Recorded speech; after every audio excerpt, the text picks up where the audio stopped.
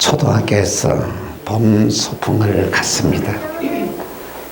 꽃이 핀 식물을 가리키면서 수많은 많은 이 학생들이 즐거워하고 있는 그때에 식물학자의 아빠를 둔 이 철수란 아이가 이렇게 말합니다. 선생님, 저 꽃이 무슨 꽃이에요? 무슨 식물이에요? 이렇게 물었습니다.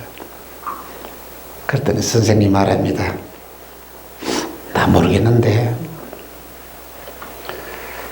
그래서 철수는 그 식물의 잎을 따가지고 아빠에게 쫓아옵니다. 같이 소풍을 갔으니까. 아빠, 우리 선생님 바보야. 이 식물도 몰라. 아빠, 이 식물이 무슨 식물이야? 라고 물었더니 아빠가 말합니다.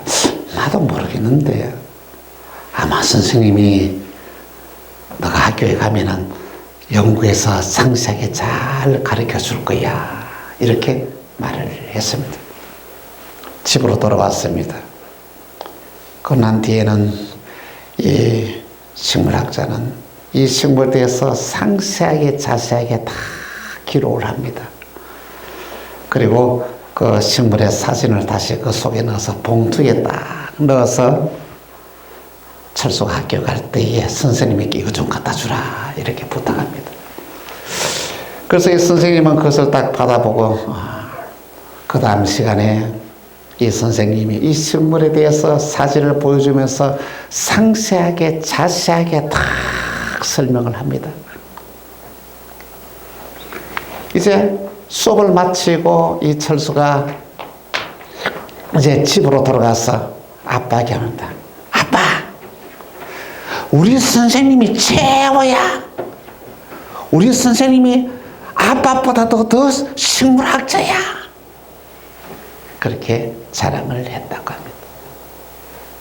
이것이 바로 유대 교육의 핵심입니다. 학교에 가서 선생님들을 학생들이 신뢰하고 선생님들을 믿고 따를 수 있도록 이 교육이 얼마나 중요한 교육입니다. 학생들이 선생님이 실력 없다고 생각하는 순간 어떻게 되세요? 그 지식이 들어오겠습니까? 안 들어오죠. 여러분 교회에서 여러분 신앙생활 하면서 목사님을 신뢰하지 않는데 은혜가 되겠습니까? 안 되죠. 그것은 바로 신앙의 기초이다는 말인 것입니다. 그렇게 유대교 랍비는 또한 이렇게 가르친다고 합니다. 모르는 것이 많은 선생님일수록 어떻게 훌륭한 선생님이다 이렇게 가르칩니다. 모르는 것이 인정하고 내가 모른다는 것을 받아들일 때 그 사람은 발전하게 되는 거예요. 그 사람이 바로 뭐가 됩니까? 박사가 될 수 있다라고 가르칩니다. 그렇습니다. 오늘 저와 여러분의 신앙생활도 마찬가지입니다. 이게 겸손입니다. 나 모르는 게 많아. 좀 가르쳐 주세요. 이 겸손이에요.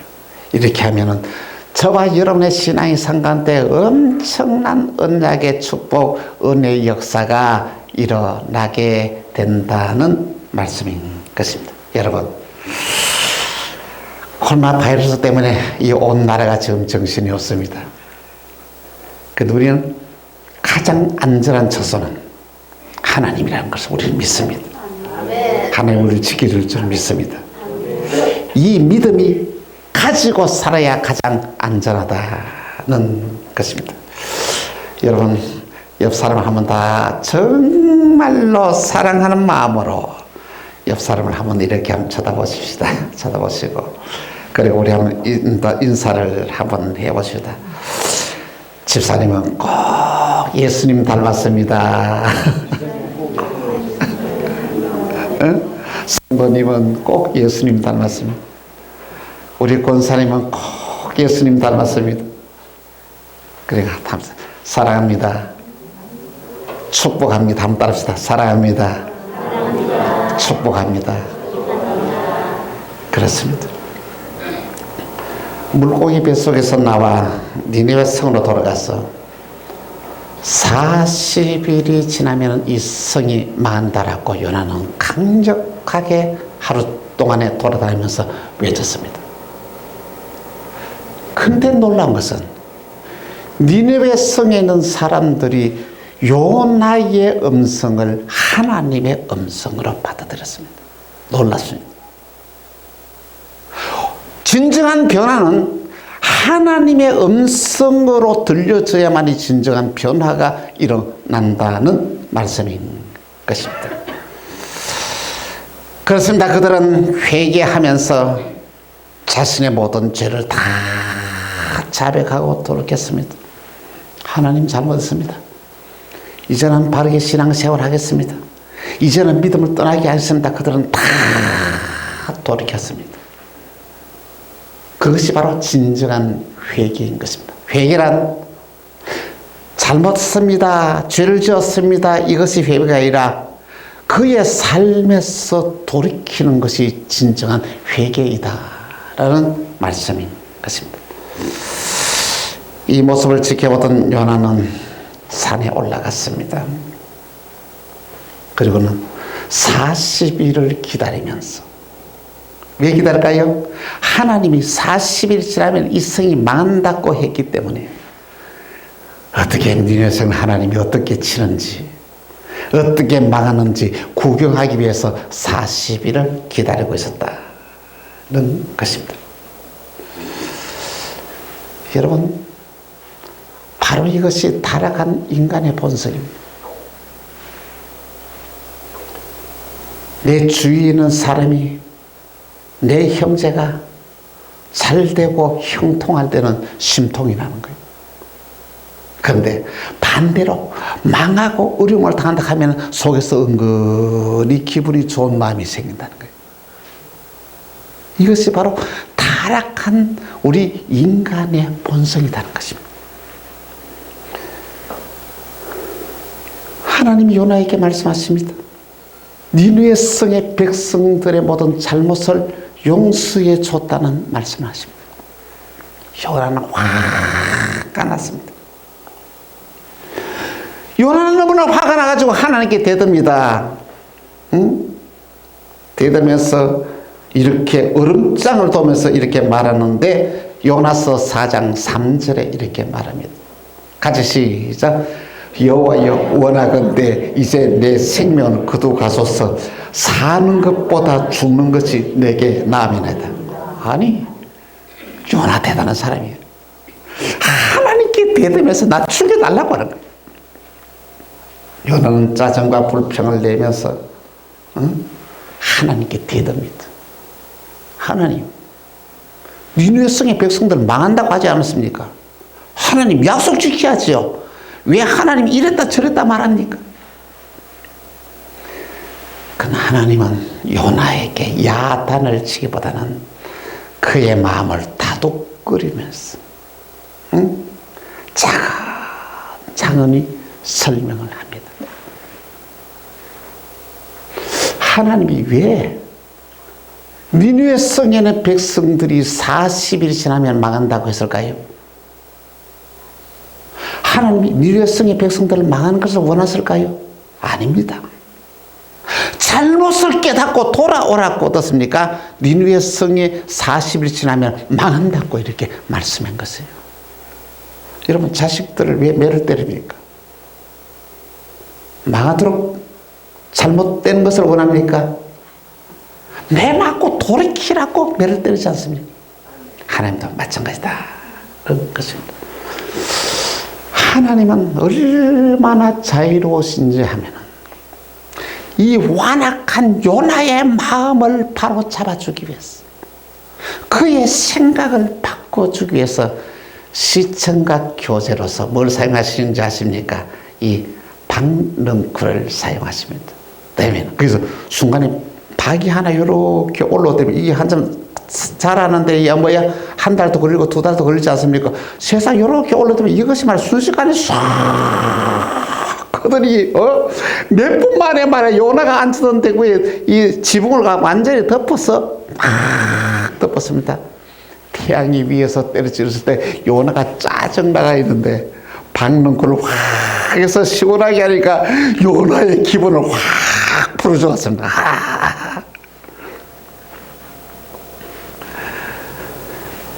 그렇습니다. 그랬더니 그런 이후에 벌레 한 마리가 딱 나오더니 이 박넝쿨을 싹둑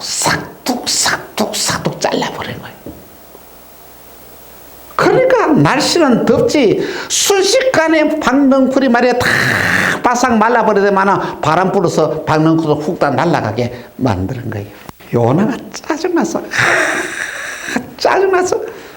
나 더워 죽겠네 막 짜증을 부렸습니다. 이럴 때 하나님은 그 심정을 그렇게 보이시면서 이렇게 말씀하시는데 요나서 4장 10절에서 11절에 이렇게 말씀하십니다. 여호와께서 이르시되 내가 수고도 아니하였고 재배도 아니하였고 하룻밤에 났다가 하룻밤에 말라버린 이 박넝쿨을 아꼈거든.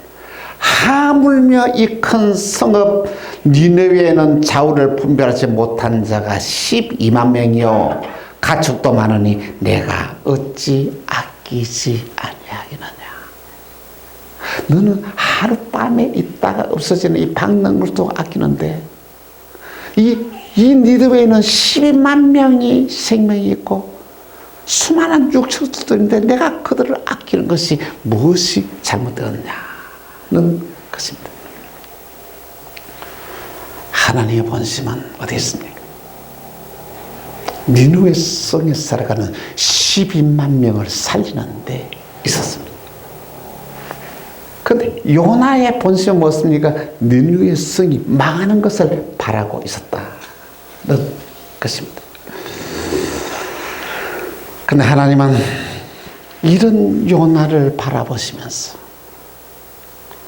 하나님은 그의 마음을 바꿔주기 위하여 또 참으시면서 그를 다이려시면서 그에게 자성하게 그의 생각을 바꿔주십니다.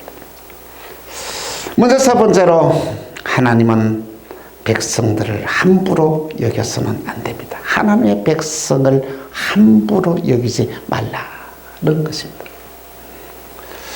요나는 하나님이 말씀하신 대로 이 40일 지나면 니느웨 성에 있는 사람들이 다 망하기를 바랐습니다.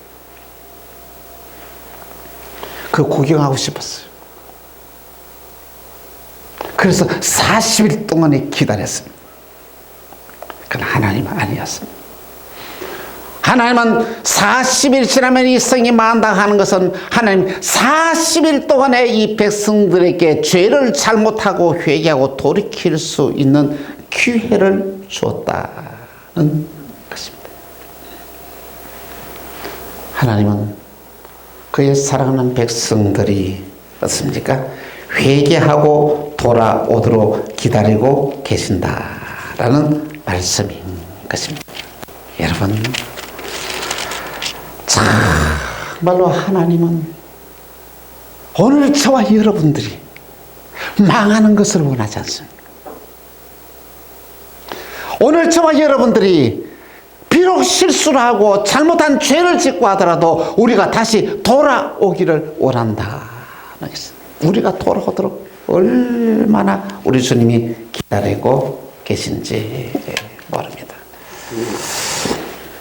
찬송가 525장에 돌아와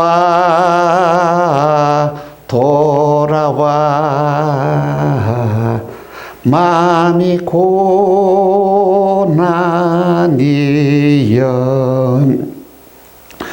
길이 참 어둡고 매우 험악하니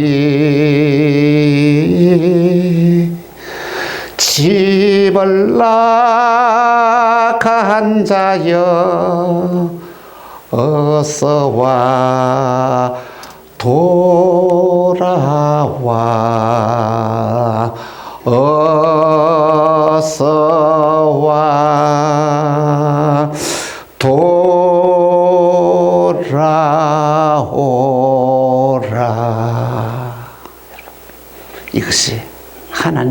아버지의 마음입니다. 두 번째로 하나님의 백성을 아끼는 삶을 살아라라고 이렇게 말씀하십니다. 여러분, 무엇이 귀합니까? 하나님의 백성들을 아끼는 삶이 너무 귀합니다. 여러분 주위에 한 사람 한 사람이 너무 소중하다는 것입니다. 우리 만나교회에 나오는 한 사람 한 사람이 너무 소중하고 귀하다는 것입니다. 여러분 그들을 아껴야 됩니다. 여러분 그들을 사랑해야 됩니다. 여러분 그들을 배려해야 된다는 말씀인 것입니다. 오늘 저와 여러분의 세상에 살면서 가장 아름답고 귀한 삶이 뭐냐 하면은 하나님의 백성을 아끼는 삶이에요. 내 형제가 자매가 고통당할 때에 함께 위로해주고 격려해주고 그를 도와주는 삶이 너무너무 귀하다는 것입니다. 우리 만나기의 공동체는 남이 아닙니다. 한 형제입니다. 한 자매입니다. 하나님의 백성들을 아끼고 사랑하는 삶을 살아갈 때 하나님은 그것을 너무 귀하게 보시고 은혜를 더해 주신다는 말씀이십니다. 그런데 하나님의 백성이라는 것은 교회 안에 온 하나님의 백성도 있고 교회 밖에 하나님의 백성이 있습니다. 이 바로 익명의 그리스도인들이죠. 저 사람이 하나님 백성인지 하나님 백성인지 우리는 모릅니다. 그런데 교회 밖에 내 주위에 하나님을 섬기지 않는 그 자들도 하나님의 백성이 있다는 것이죠. 그래서 하나님의 백성을 찾아서 그를 구원하는 삶이 가장 귀한 삶이다는 것을 여러분 니네의 백성들이 회개하고 돌아올 줄 누가 생각했겠습니까? 그 포악하고 악하는 사람들이 회개하고 돌아올 것이라는 누가 생각했겠습니까? 아무도 생각하지. 그런데 하나님이 함께 하니까 하루 만에 요나를 통해서 12만 명이 돌아갔습니다. 요나가 어떻습니까? 착한 사람입니까? 요나가 신령한 사람입니까? 요나가 훌륭한 선지자입니까? 그렇지 않은 사람이에요. 그런데 하나님이 그런 요나를 통해서 12만 명을 살리는 일들을 했다는 것이죠. 그렇다면 하나님이 오늘 저와 여러분들을 사용하시면 여러분 주위에 있는 12만 명을 살릴 수 있는 놀라운 기적이 일어난다는 말씀인 것입니다. 그렇습니다. 하나님의 백성을 살아가면서 살아가는 삶이 최고의 삶입니다. 세 번째로 하나님은 당신의 자녀들을 위하여 아끼는 것이 없습니다. 여러분 부모가 자식을 위해서 내주는 게 아까운 게 있습니까? 아끼는 게 있습니까? 다 주고 싶지 않습니다. 그런데 우리는 자식을 위하여 죽을 수는 없잖아요. 자식을 위하여 내가 죽겠다는 사람이 몇 사람이나 있겠습니까? 그 놀라운 것은 하나님 저와 여러분들을 살리기 위하여 당신이 대신 죽었었습니다.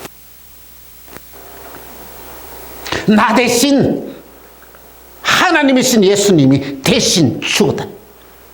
그게 사랑입니다. 하나님이 그토록 당신이 죽으면서까지 우리를 살릴 만큼 하나님이 사랑하신다는 것입니다. 주님 말씀하신다. 아들을 내어주시니까 무엇을 더 너희를 위하여 아끼는 것이겠느냐. 여러분 오늘 저와 여러분의 모든 원하는 모든 것들을 하나님이 다 주고 싶어합니다. 주님은 오늘도 우리를 기다리고 계십니다. 요나처럼 돌이키고 요나처럼 사명을 회복하고 요나처럼 믿음으로 결단하는 삶을 살 때를 기다리고 있는 거예요. 그러면 오늘 저와 여러분을 통해서 여러분 주위에 있는 12만 명을 살립니다. 은혜와 축복의 삶을 삽니다. 능력 있는 정인이 됩니다. 이 놀라운 역사가 일어난다는 것입니다. 여러분 지혜로운 자는 하나님이 무엇을 좋아하는지를 깨닫고 그 좋아하는 대로 살아가는 삶입니다. 하나님이 아끼는 것을 우리도 아낄 줄 알아야 됩니다. 하나님이 하찮게 생각하는 것, 우리 하찮게 생각하는 이 바로 이 믿음의 삶이다는 말씀인 것입니다. 사랑하는 성도 여러분, 내가 아끼고 소중하게 여기는 것이 무엇입니까? 여러분은 무엇을 아낍니까? 무엇을 가장 소중하게 생각합니까? 내가 아끼는 것을 지키시기 위하여 하나님을 잊어버린 적이 없습니까? 내가 아까운 것을 지키기 위하여 하나님의 말씀을 버린 적은 없습니까? 지금 내 눈과 마음을 빼앗아가는 것이 무엇입니까? 냉정하게 한번 생각을 해 보십시다. 지금 난리가 났습니다. 응? 코로나 바이러스 때문에, 우한 폐렴 때문에 말입니다. 오늘도 이렇게 거기 불안해서 예배 나오지 않는 사람도 몇 분 있는 것 같습니다. 뛰어넘어야죠. 가장 안전한 처소가 뭡니까? 하나님이 나와 함께하는 게 현장이다 는 것입니다. 더더욱 놀라운 사실은 우리는 폐렴으로 인하여 두 사람이 죽었는데 어딨어요? 어디서? 청도에서 죽었습니다. 청도에서. 청도가 목사님의 고향이에요. 살아던 곳이 그 청도예요. 거기서 그게 아마 그 처남한테 전화를 해봤더만 너무 놀라운 소식을 전했는데 그 대남병원이라고 청도 제일 큰 병원이거든요. 거기서 이렇게 그 간호사다 병이 들고 그렇게 했는데 세상에 그 이단 신천지 이단의 이만희의 고향이 또 청도예요. 청도. 어디 풍각이라는 그곳에 이제 청도 그 풍각면이 있는데 거기서 얼마 전에 어디 보면 그 이만희의 그 있기네 그 신천지 그 교주가 형이 죽었답니다. 돌아갔다. 그러니까 어떻습니까? 그 무안에 중국의 무안에 이런 병든 그 사람들이 그 자가 그까지 퍼져 있는 모양이야. 신천지가. 그게 그 사람들이 여기 한국에 와가지고 어떻습니까? 이 장례식에 그거다 그 무안에서 와가지고 장례식에 참석해가지고 옮겼다는 거예요. 그리고 그 대남병원에도 가가지고 이 병을 퍼뜨렸다는 그런 이야기를 들었어요. 여러분, 얼마라고요? 어제까지 345명이라나? 확진자가.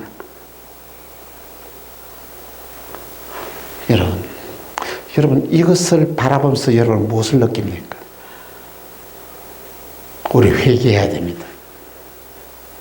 돌이켜야 됩니다. 사명 회복해야 됩니다.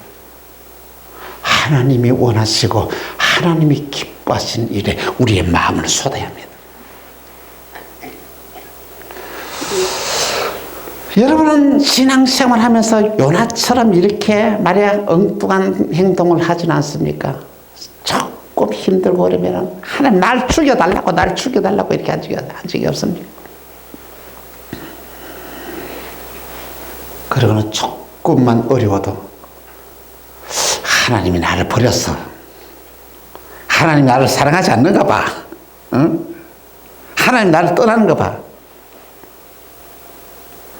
그래서 생각하지 마십시오. 여러분, 때로는 지치고 힘들 때가 있습니다. 그럴 때 우리는 요나처럼 말해야 하나님 날 죽여달라고 이제 끝내겠다고 그렇게 한 적이 없습니다. 괜찮습니다. 하나님은 그래도 어떻습니까? 우리를 이쁘게 봐줍니다. 그리고 타일러 주십니다. 그리고 깨닫게 해주십니다. 이게 하나님의 사랑이다. 그것입니다. 여러분, 하나님으로부터 사명을 받아서 갈멜산에서 바알과 아스라 선지자 850명을 다 척결하고 성례 개가를 부렸던 엘리야 서기자가 있었습니다. 이 엘리야 서기자가 거론한 게 어떻습니까?